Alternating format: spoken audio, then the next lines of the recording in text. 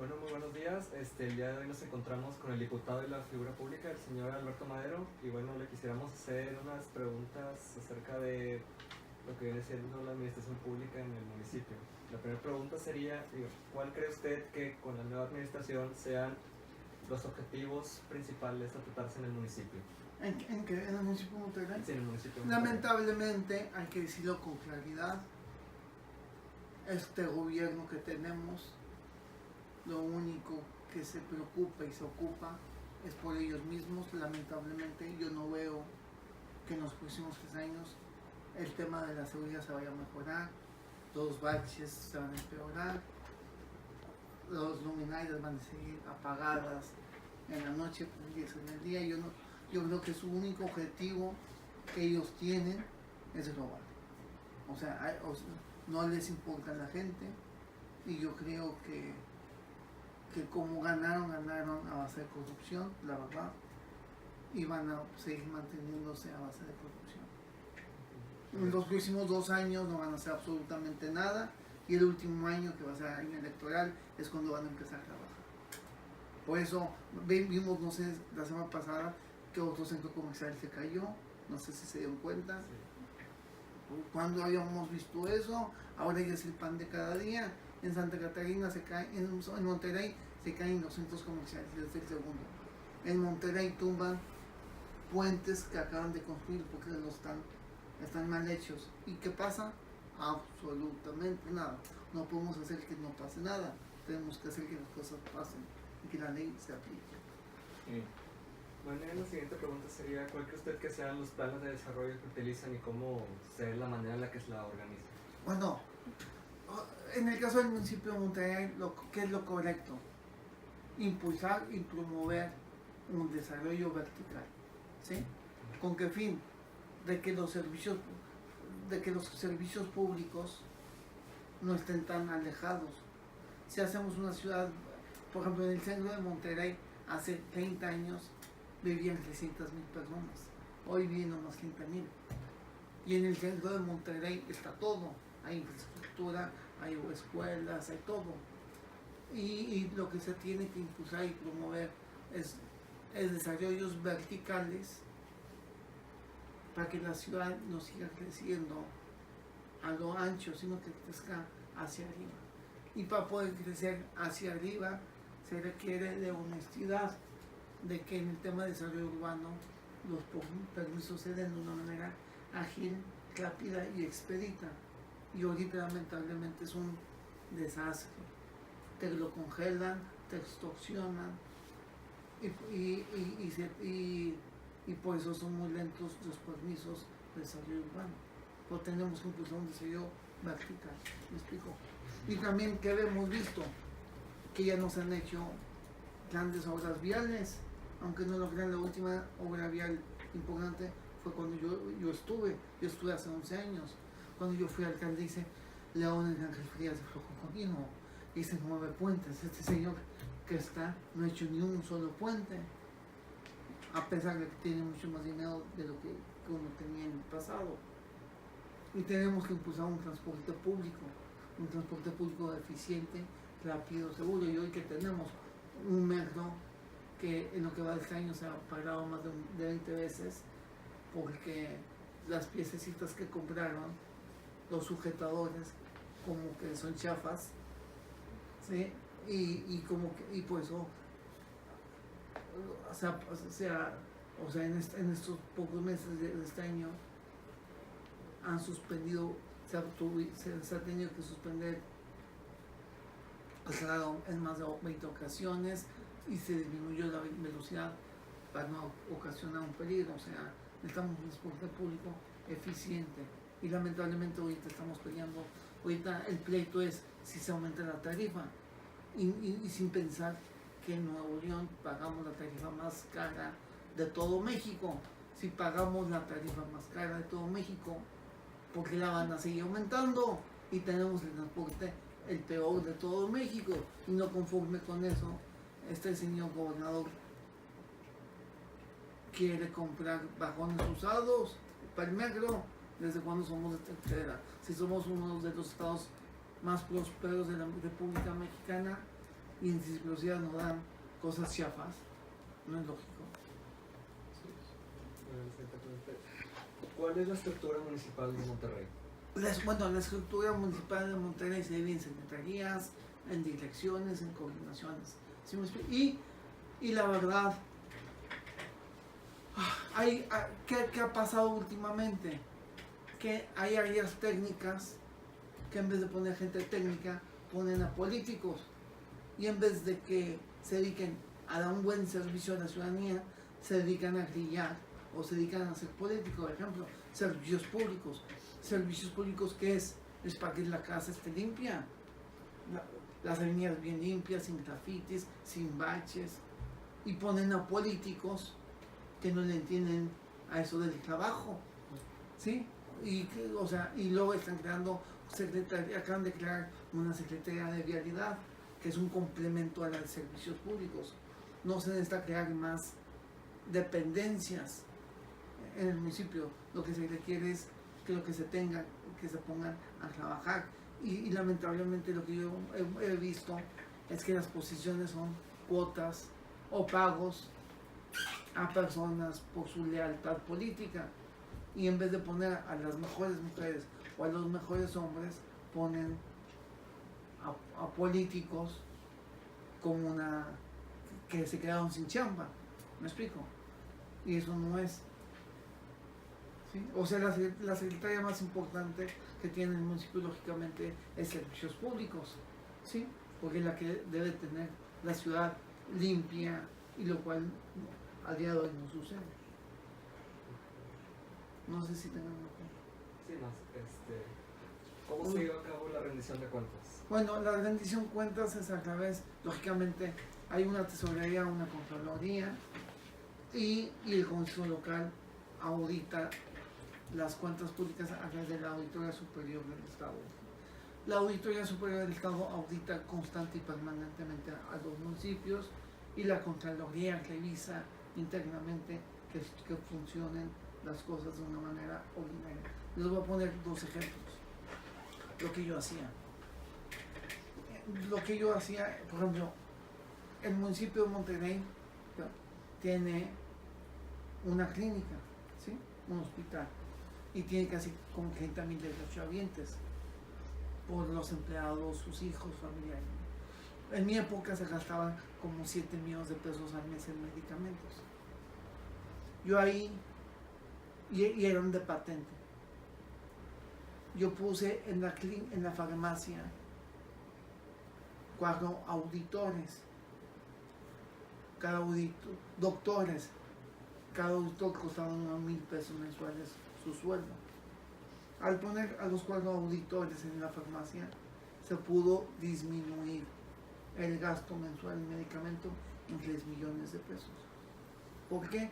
Porque una vez que yo fui a la farmacia me asusté, porque me dolía el estómago y me dieron 11 medicamentos diferentes. Me dolió, casi me daba un infarto. O sea, iba por un dolorcito y casi salí de un ataque al corazón.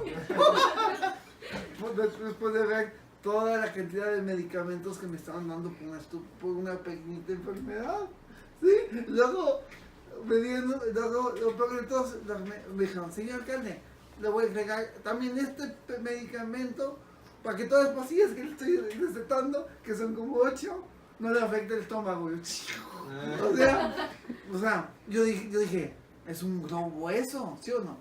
Sí. La verdad, cuando uno va a consultar, te dan un medicamento y ya, pues no te dan 8. Bueno, después de ahí puse los auditores y se bajó a 3 millones. Pero nosotros dábamos medicamentos de patente, como si uno va a la farmacia o lo que sea, compra para uno lo de patente, ¿sí o no? Bueno, el que siguió de mí y hasta el día de hoy dan genéricos, ¿sí? Los genéricos cuestan más baratos que los de patentes, ¿sí o no? A pesar de que la administración que siguió de mí, las subsiguientes, dan genéricos, por ejemplo, la siguiente se gastó 100 millones de pesos más que yo. ¿Es lógico? No. O sea, o sea, ¿qué hay que hacer? O sea, la verdad, más que tantas auditorías que se hacen, más que órganos de control, uno tiene que tener la convicción de que uno está ahí para ayudar a la gente y que uno tiene que dejar de gastar en estupideces para destinarlo a los ciudadanos. Ejemplo, el exalcalde del PAN de San Pedro se llevó a su casa 20 escoltas. 3 meses antes de terminar la administración se gastó en San Pedro 16 millones de pesos en comprar autos blindados. El de aquí, el de Monterrey, tiene 40 escoltas en su casa y así de autos blindados. ¿Y eso quién lo va a pagar? Es un dinero que se deja de utilizar. Esos escoltas, esos policías deberían estar en la calle vigilando a la gente, ¿sí o no? Y no cuidándose a un pelado, ¿sí? O sea, yo creo que es más que tanto que la Auditoría Superior del Estado audite, que también el gobierno, la Auditoría Superior de la Federación también revisa, todo eso. Uno tiene que tener la actitud. Hay cosas que si son legales, pues no son moralmente correctas. No sé si me estoy explicando, ¿sí? Y uno tiene que tener la convicción de que cuando uno está ahí, tiene que maximizar el recurso para la gente. ¿Y cómo se hace un presupuesto estimado? Lo que pasa es con lo ejercido del año pasado. El presupuesto estimado se pone con lo que se gastó el año pasado, con los ingresos que se recibió el año pasado, es el gasto. Y en la medida que va incrementándose el ingreso, se va modificando el ingreso y en paralelo el gasto. ¿Sí? ¿Cuáles son las acciones que pueden demostrar los resultados? La mera verdad, técnicamente hablando, es con las estadísticas, pero humanamente hablando, es cuando uno sale a la calle y la gente te da gracias. Cuando uno va a una colonia y te topas a una persona y te da gracias por X, por ejemplo, en mi caso, me dan gracias por una beca, por unos lentes, por una silla de ruedas, o porque te pavimenta la colonia, o porque necesite una conversación en el corralón, se lo quité, o cosas así. Yo creo que el resultado es cuando uno sale a la calle y la gente te saluda y te da las gracias. Y en sentido contrario, cuando te ven y se acuerdan de ya saben quién, es todo lo contrario. Yo creo que ese es el mejor resultado. La calle. Lo siguiente es, ¿qué becas ofrecen y cuáles son los requisitos? Ok.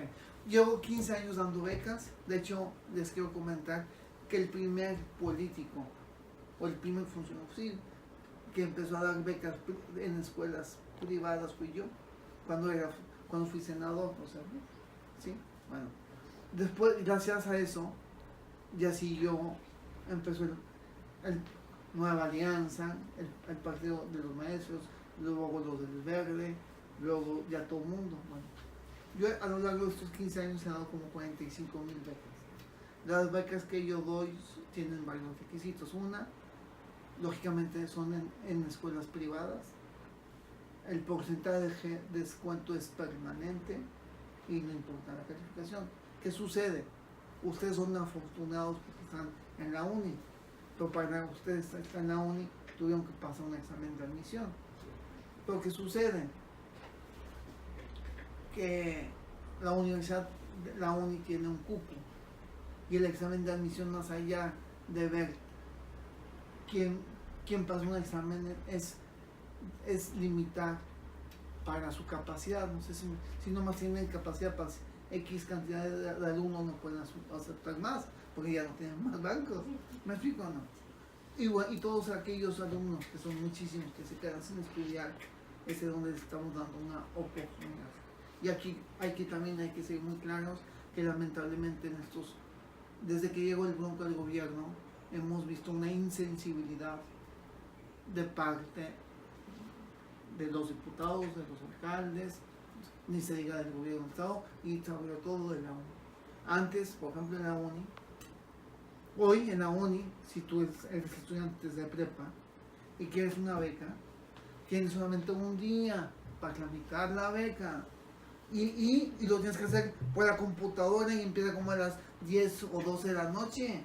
Y lo hacen nomás para joder, para no darte la beca. Bueno, antes, fíjense, hace 3 años, 3 diciembres, en mi inbox, un diciembre recibí más de 1000 mensajes de quejas, de muchos estudiantes de la uni. Bueno, ahora, ¿qué pasa? Antes, cuando un estudiante de la uni era becado, por sus buenas calificaciones, lo mandaban a Argentina o a España o lo que sea, era becado. Hoy ya no. Ahora uno tiene que pagar el boleto de avión y los gastos. Antes era becado. Sí, o sea, hemos visto, y antes el descuento en rectoría era muy fácil. Y hoy es ¿cómo se llama? Es un poco, lo han complicado más. O sea, hemos visto una total insensibilidad en el tema de los gobiernos y la educación en la base del éxito. Por eso hay que impulsar mucho la educación. La siguiente pregunta es... Ya estoy criticando. La siguiente pregunta es... Pues la verdad, ¿no? ¿Cuántas se otorgan? No, yo no tengo, gracias a Dios que yo no tengo un límite. O sea, puedo entregarle una a 1000 o 5000, los que quieran.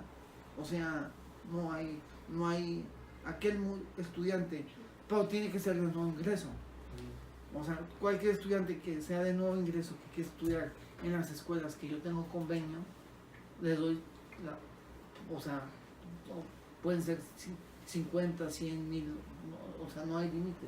Si he dado 45,000, no pasa nada. De hecho, les quiero hacer un comentario.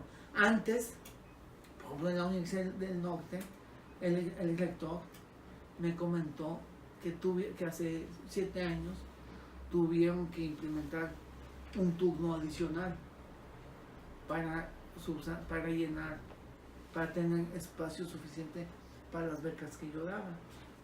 Eso es muy positivo, ¿no? Por ejemplo, en la metropolitana he dado miles de becas. Bueno, ya. ¿Cómo se fomenta la educación y en qué consiste? La verdad, la educación es la llave que abre la puerta del mañana. Y la educación yo la divido en dos: la de la casa y la de la escuela. Y creo que la de la casa es más importante. ¿Qué sucede? Si uno quiere salir adelante en la vida, no es con 100 de calificación, es cómo te hayan formado el carácter en tu hogar. A veces los papás tienen el defecto de regalarle todo a los hijos y de hacer que los hijos no batallen. Y aquellos jóvenes que han sufrido, como en mi caso, que todo nos ha costado, no porque tus papás sean malos, sino porque no pudieron en su momento, el carácter te lo forman de una manera diferente, ¿me explico? Y sales más fácil adelante. O sea, hay una frase que yo siempre he dicho, que puede más el que quiere que el que puede. Cuando uno quiere, uno hace maravillas. Y cuando uno te dan todo en charola de plata, ya no tienes ambición de salir adelante. ¿Sí me explico? Sí. ¿Para qué rubros está destinado el presupuesto? Bueno, los presupuestos del municipio de Monterrey o del gobierno del estado, la principal rubro es lógicamente nómina, gasto corriente. Lo principal que se gasta es en gasto corriente, es nómina, los servicios básicos, y por eso es muy importante dejar de gastar en gasto corriente lo más posible para destinarlo a la gente. El principal rubro es el gasto corriente y hacia afuera es lógicamente servicios públicos, en el caso de Monterrey. Y en el caso del gobierno del estado, el principal rubro es educación, y salud. Son los encargados en organizar las ferias de empleo. Bueno, déjame platicarles. Yo creé una secretaría en mi época, la Secretaría de Salud Económica, que una de las cosas era impulsar y promover el empleo. Cuando yo estuve, colocamos a casi 35,000 personas en algún tipo de trabajo. Una vez al mes yo hacía una feria de empleo. El que organiza las ferias de empleos era la Secretaría, es la Secretaría de Salud Económico, pero hacíamos 5 acciones diferentes de promoción del empleo. O sea, no solamente eran ferias de empleo, sino también había teníamos 5 acciones diferentes para llegar a 35,000 personas, que fue mucho. ¿Y qué tanto se ve beneficiada la comunidad? Yo estoy convencido de que si uno tiene educación, si uno físicamente está sano y uno tiene empleo, todo lo demás viene por añadidura. Por eso uno tiene que enfocarse a esos 3 grandes pilares, a que nuestra gente esté educada, tenga posibilidades de tener una educación. Ahora falta que la educación sea de calidad, que es otro tema. 2, que tenga un empleo, y 3, que los servicios de salud sean accesibles. Si esas 3 cosas se contemplan, todo lo demás ya viene por lo mismo. ¿Me explico? Sí. ¿Y cómo es que se fomenta la cultura en los ciudadanos? A mí desde siempre me gusta mucho leer, la verdad.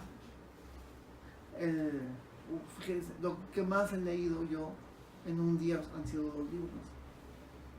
¿Sí? Estuve, por ejemplo, cuando yo era niño, cuando yo estaba en prepa, las Semanas Santas son de 2 semanas, ¿no? O sea, hubo un año de esas que en todas las Semanas Santas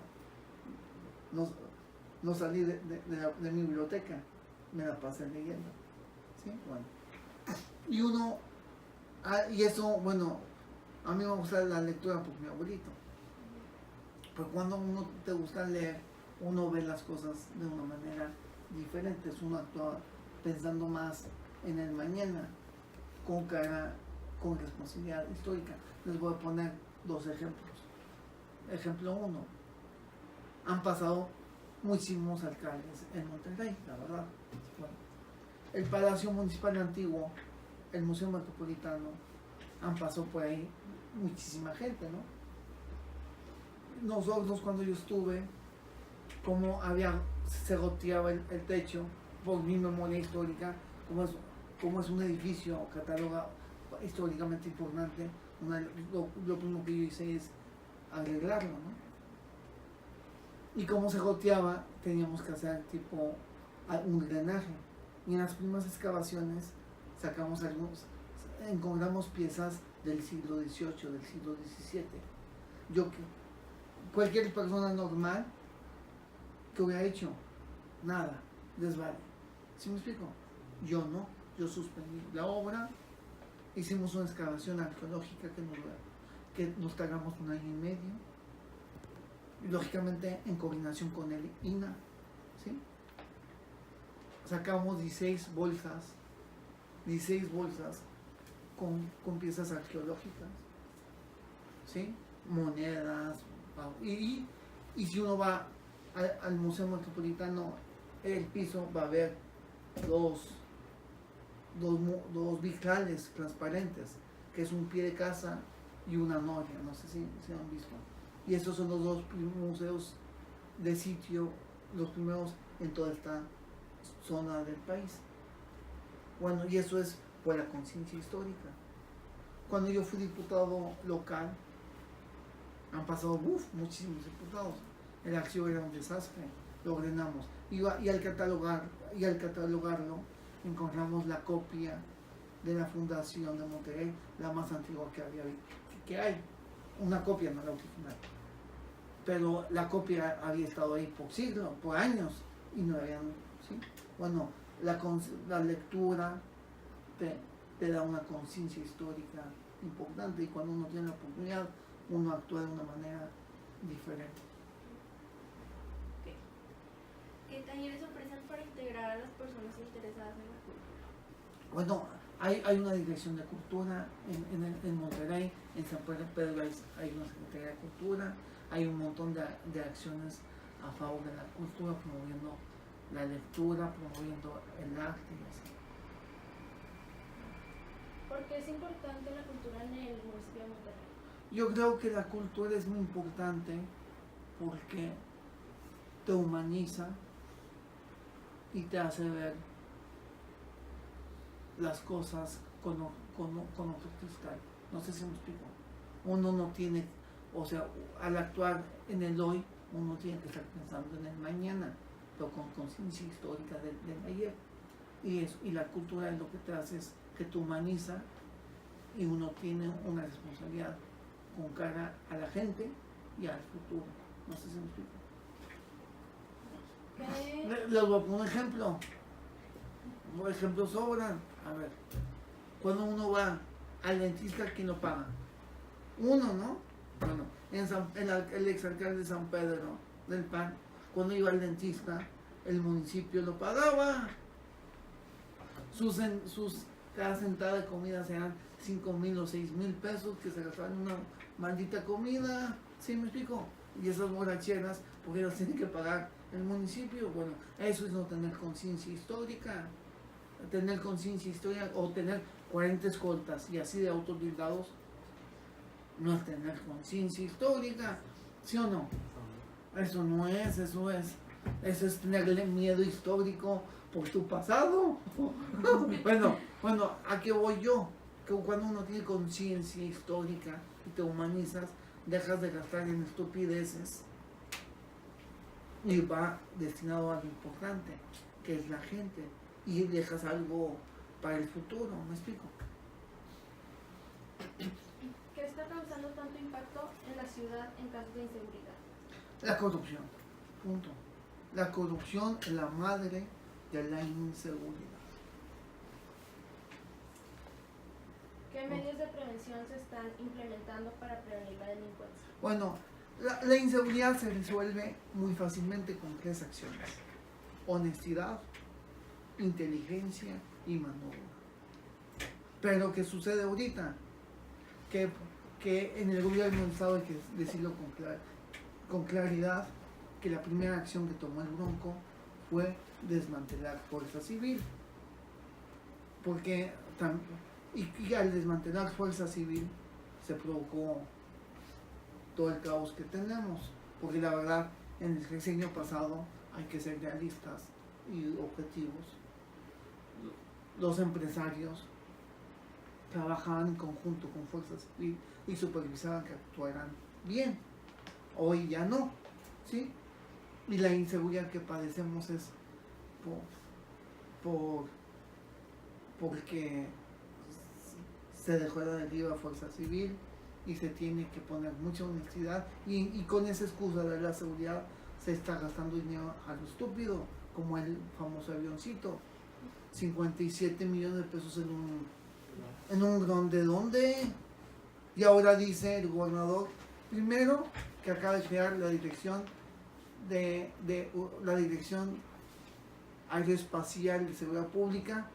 Bueno, no. Luego dice que va a combatir el medio ambiente, que va a monitorear el ambiente con ese dron.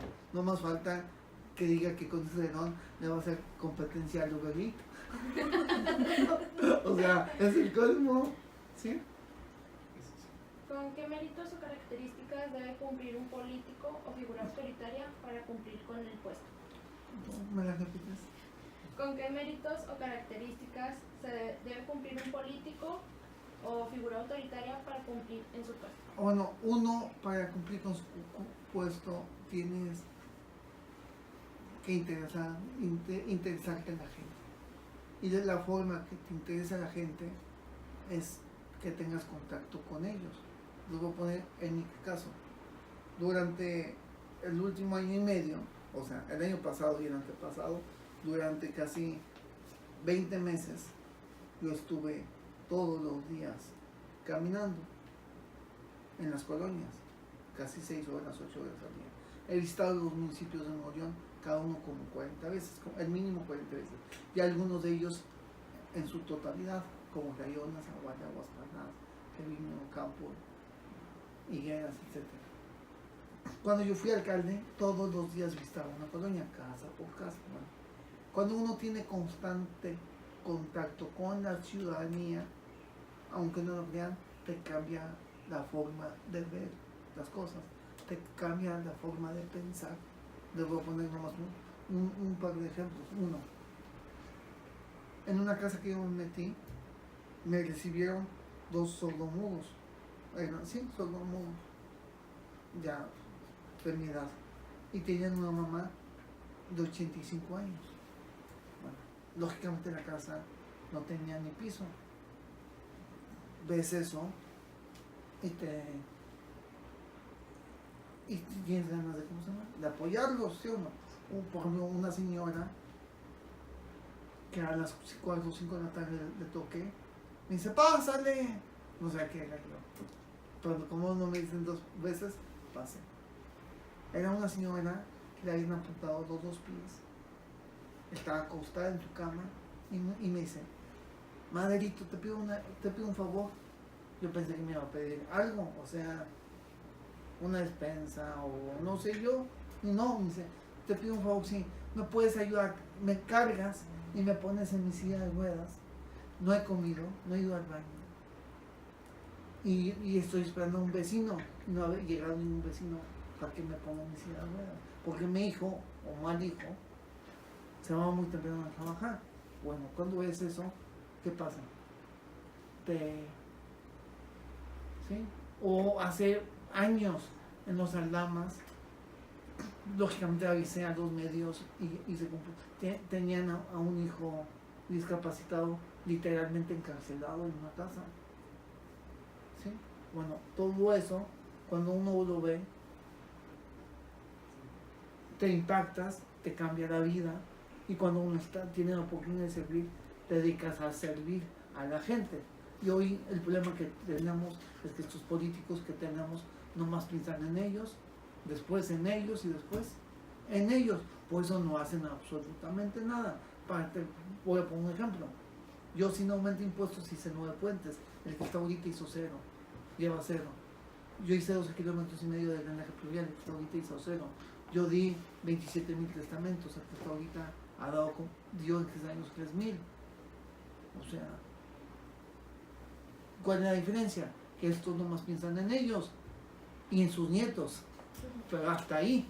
No se trata de ellos, se trata de la gente. Y yo creo que la forma de actuar de una manera correcta es, entre más calle tengas, entre más contacto con el ciudadano tengas, uno cambia la forma de ver las cosas. Bueno, por nuestra parte sería todo y le agradecemos por recibirnos y darnos un poco de su tiempo. Muchísimas gracias por invitarme. Gracias.